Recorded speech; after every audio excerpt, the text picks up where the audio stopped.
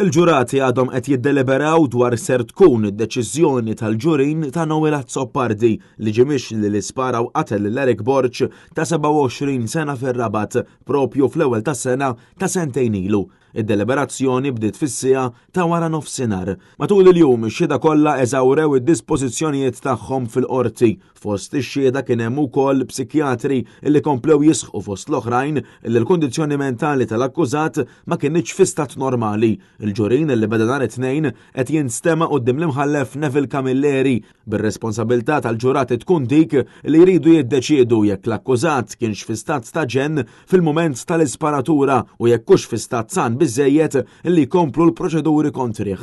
Wara sottomissjonijiet tad-difiża u dawk tal-prosekuzzjoni, l-avukat Arder Azzopardi beda l-kontroreplika għan-nom tal-akkużat. Wara indirizz kemm xejn twil mill-imħallef li kważi 3 sigħat fil-qorti ħareġ ukoll li Azzopardi fil-jum tad-delitt lemaħ karozza ħdejn l-eliqi, niżżel il-ħġieġa tal-karozza tiegħu u l-vittma legatament kien pront eddu.